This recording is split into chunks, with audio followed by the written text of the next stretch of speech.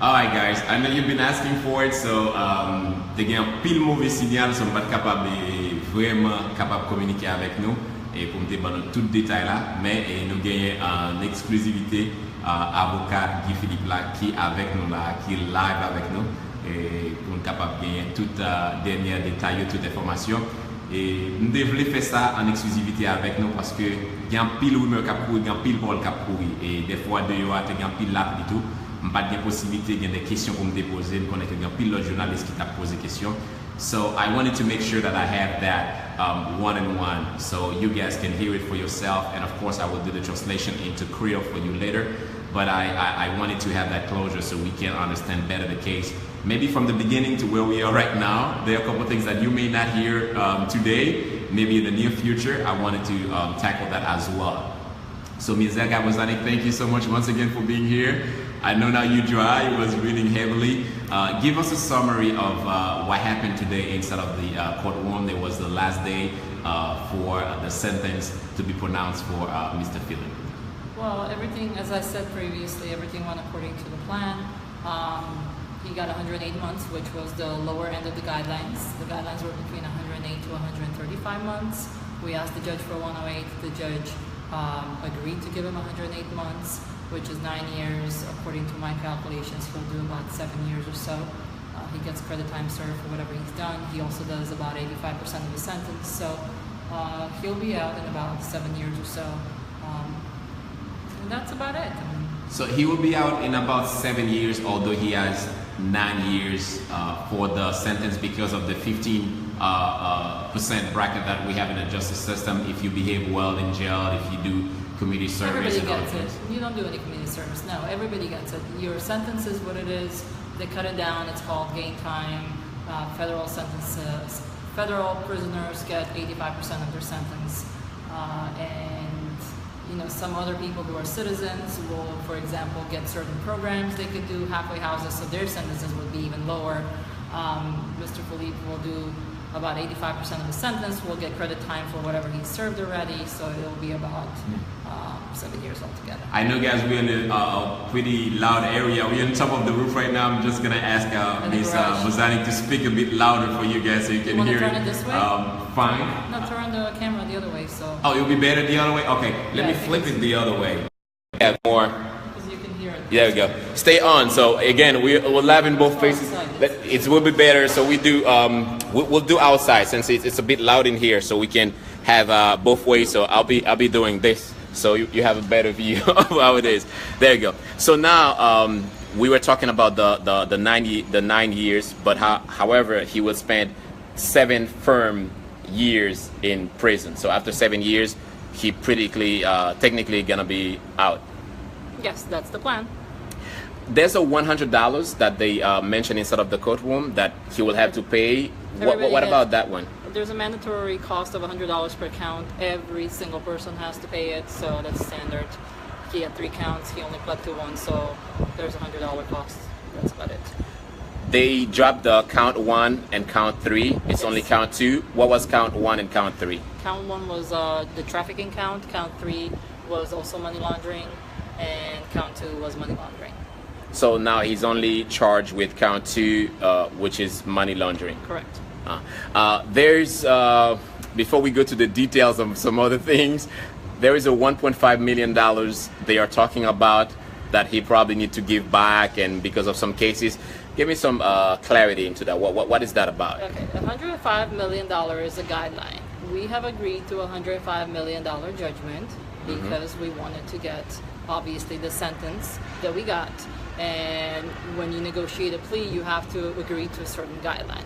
That doesn't mean that Mr. Philippe ended up with with 1.5 million in his pocket. That's not what it means. It means that whatever the evidence the government had, and taking some projections of what somebody would make in a conspiracy like this that includes other people and whatever, those are the projections. There's no evidence that $1.5 million went through his account, and that's not what we mean when we agree to a $1.5 million judgment. As you could hear in the sentencing, there were mention of other people who had money laundering charges and what they got.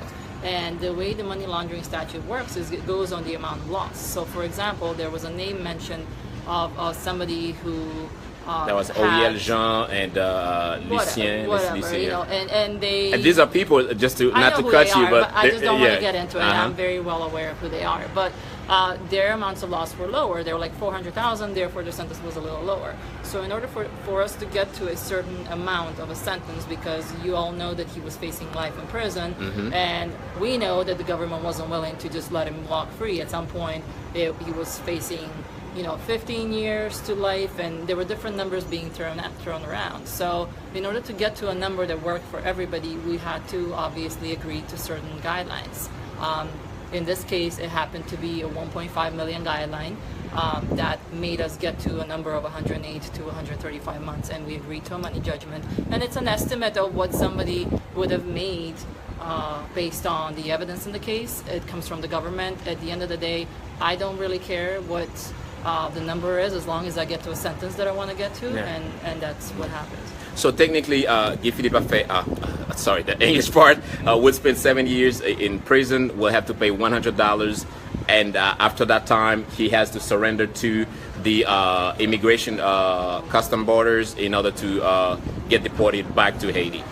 That part, there's a standard speech that the judge gives in every single sentencing, because that's what, you know, they have to do.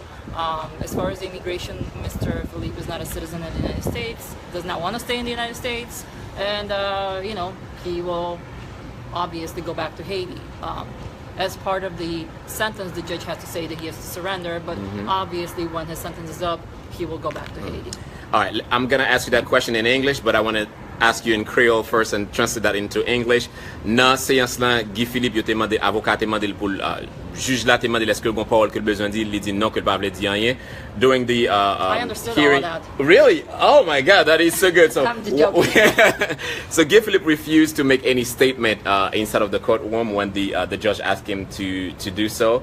Why do you think he decided to? Well, I don't think I know. I spoke to him yesterday and told him to not make any statements, because we wanted to make sure his sentencing goes smooth. Mr. Philippe will have plenty of opportunities to make a statement, and I can't wait for him to make a statement, and I know he wants to talk, but it just wasn't the right time. And as you could see, when he was in the sentencing, he kind of looked at me, because when the judge asked him, do you want to make any statement, I just said no. And he knows not to say anything. There's nothing that he needs to say. He doesn't have to say anything. The United States Constitution tells you don't have to say anything, and that's why he has lawyers. So we said whatever we needed to say, and you know. You've been in the case since day one. Do you think it's a victory for you having him sentenced for just nine years? That's a tricky question. It's not a victory in a sense, because I feel that a very good man is going to do a lot of time in prison. So in that sense, it's not a victory, because I always wanted to go to trial, and I always wanted to prove Mr. Philippe's innocence, and I always believed in him. However, there are certain things that happened, and there are certain things that were presented that after we all kind of sat down together, we figured it was in his best interest to plead guilty, considering the sentence or the plea that he was offered. At the end of the day, you know, going to trial in the United States,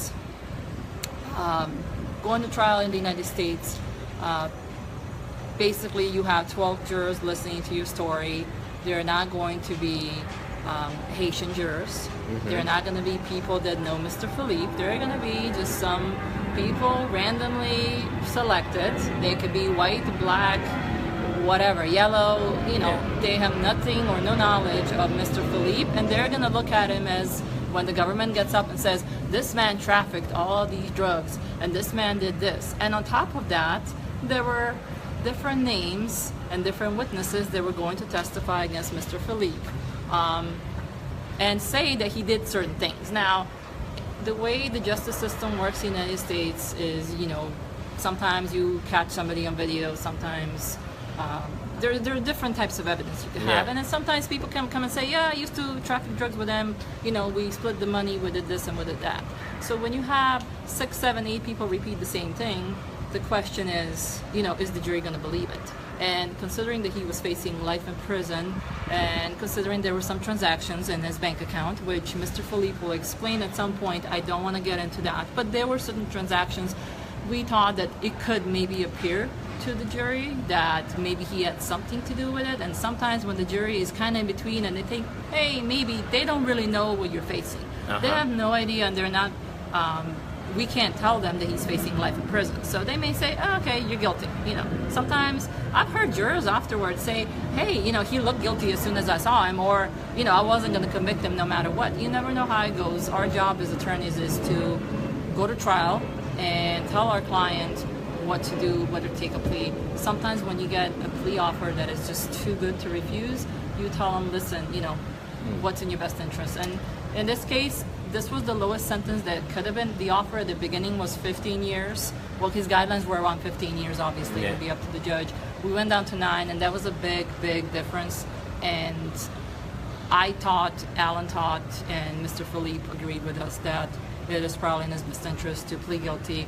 But, there's a lot of other stuff that happened. And, I didn't want to talk about it before, and I'm still kind of... There are a lot of things that probably we know that we cannot talk about yet on camera. But let's go a bit about some of the witnesses. You say that some of them, they were ready to do that. Were they people from Haiti? Were there people that we heard names of, like a former driver who used to sign checks for Mr. Philippe, was also on the list to testify. We don't know. I don't know who the former driver is. You had access to at least some of the witnesses, right? I had access. We did get a witness list. I'm not going to talk about the names of the witnesses or who was on the witness list. I know some of those names. I know for a fact that certain people got reduction in their sentence, and that's normal. If they cooperate or if they're willing to testify, they get a reduction and they walk home. So those people, whether they were in prison, they're free in Haiti. And that's what their job was, to come and say, hey, I did this with Mr. Philippe. Now, whether they did it or not, whether they really knew the information or if they were just lying and convinced the government, I don't know. I am pretty positive that certain names on that list were people that Mr. Philippe didn't even know. So I believe Mr. Philippe 100%. I believe, and I don't believe clients all the time when they tell me everything. I'm always kind of, questioning. But there are certain things that Mr. Philippe said, and I absolutely believe him 100%. But at the end of the day, I don't know who the driver is. I don't know if you know the name, because everybody's talking about some driver. There was no driver. It had nothing to do with his decision to plead guilty. There were other people. I don't think they were ever drivers. But I have no idea who you're talking about. So I think that rumor is a rumor, and I'm glad at least you have your part of it, your take on it, so we know. Listen, a lot of people will spread rumors because they want to pretend like they know something. There was absolute no way for anybody to know anything about the case aside from me, Alan Ross, who is the second attorney in this case, and Mr. Philippe, because no one else was present for our interviews. So everything else that you heard was a complete lie unless it came out of our mouths, which it didn't. So everybody else speculating and then people reading it, it may be for the benefit of them, I don't know, making money. I don't know what the reason is, but I've heard rumors, and I just, I've heard so many rumors that it doesn't even make sense to address them. Talking more about rumors in Haiti, there's you heard it, and I called you several times to talk about that. There's a famous list. Oh my God, Guy Philippe, has spoken. He gave a list of names. Some people in politics, some people in the government, former so-and-so. What can you tell us? I've been asking you that question several times, but let me ask you that question again. What is going on with that list that people are talking about? If there was a list, I would get the list and hand it over to the prosecutor. I can tell you that I never handed the list to the prosecutor. Mr. Philippe never met with the government, never cooperated, and whatever rumors people are coming up with, I have no idea where they would come up with the list, because if there was a list, I would definitely know about the list. So I've addressed this rumor many times. I'm kind of even tired of talking about it. At the end of the day, even if Mr. Philippe was willing to produce names such as Aristide, it's been so long, and if there are people who deserve to be in prison, I agree. Okay, and there are people who I would love to see in prison. However, it's been such a long time that the statute of limitation expired. Could he go and give information to Aristide?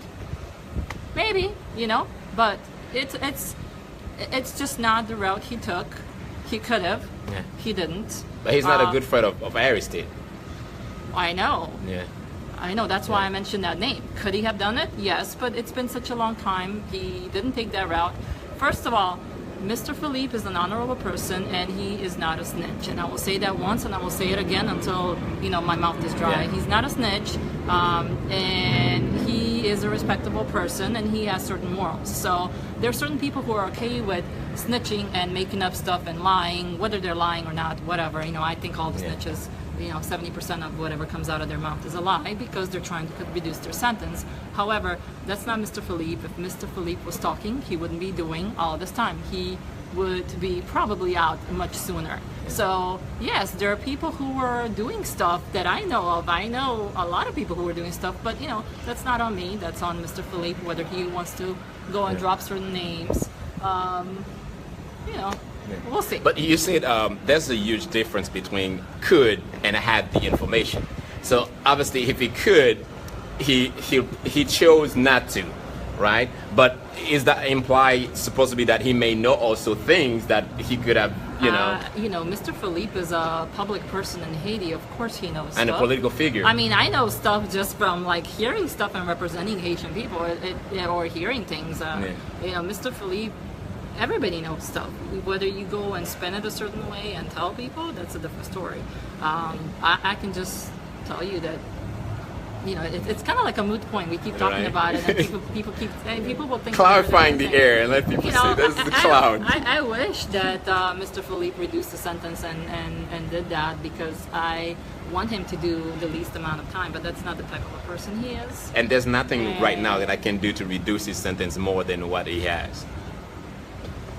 Changing guidelines, possibly. You never know. Sometimes the Congress will issue certain amendments and they can be retroactive, so that could change his sentence. Many things can happen. There are people who have reduced sentences for various reasons. Normally, it's cooperation. So normally, if you see somebody that was doing 20 years in prison and now is on the streets of Haiti, they probably cooperated, but Let's talk a bit about, since you talk about Haiti and things going on, there's I haven't read it yet, but there's a book about Philippe. Do you think that also describes who Philippe really is? I have never read it. Have you heard about the book? I have been asked about the book. I have never read any parts of the book. Have you never been contacted to give your version on? Absolutely not. I don't even know who wrote it. I don't know what the book is about. Somebody told me that they're talking about why he took a plea, and that's anything that is written in the book about why he took a plea would have been a complete fabrication, because the only people who know why he took a plea are Mr. Philippe, myself, and Alan Ross, and we didn't talk to anybody who wrote any kind of book, so I just don't even think it deserves any comments. I just can't comment on it because I haven't read it, and even if I got the book, I don't think it's in English, so. Yeah. Have you get in touch with some people from the media in Haiti? I know that you're monitoring different interviews as well of what's going on the news and stuff. Anybody from the news contacted you, at least to get the source, to know exactly what is going on instead of giving some information? What is your take on how they handle the case on that particular angle? I'm not understanding your question right now. Yeah. About the media in Haiti, the way they're covering the news, have they been contacted you to ask you for it? I've received certain phone calls. I can't really tell you the names of people that I spoke to. Maybe I've received like 3 or 4 phone calls, and most of the times whenever I talk, I think they're recorded, so I don't remember talking to anybody that wasn't recorded. Yes. I just don't recall. I haven't been talking to the media because the case was open and I didn't really want to talk too much. I gave a phone interview to a New York station. That was a while ago. Yeah. That was right after he took a plea with Valerio. And aside from that, I don't remember talking to anybody. I spoke to one person right on that day, but between then and now, no, I haven't been talking to anybody.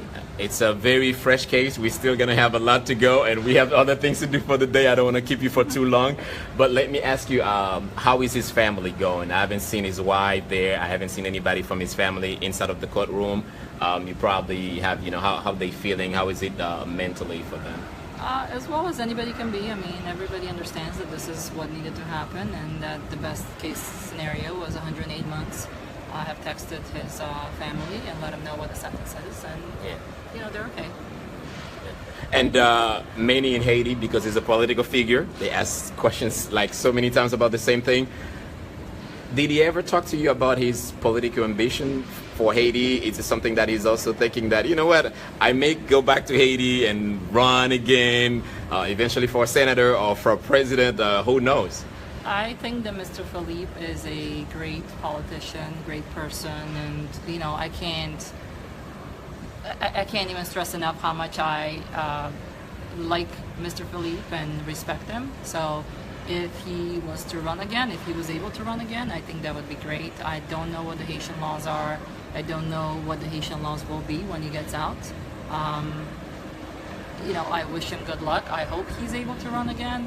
I think he is a person that you don't run into every day, and there are not that many people who have morals and their own personalities the way he is. So I really hope that he is able to do it. I can't really comment, you know, whether he's going to be able to run and whether he will run. That's something that he will have to take as we go. So, you know, we'll see.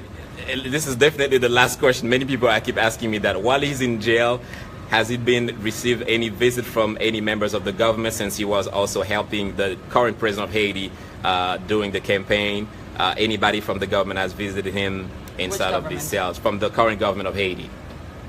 Not that I know of.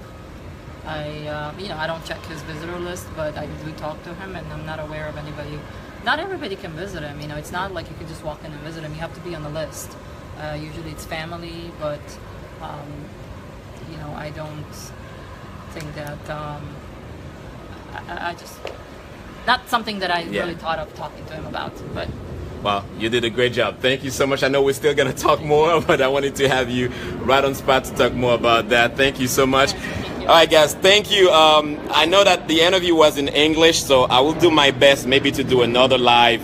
Then we can talk more about the Creole version. Je connais qu'il y a un pile dans nous et peut-être pas comprendre anglais et interview a été en anglais seulement qu'elle était faite.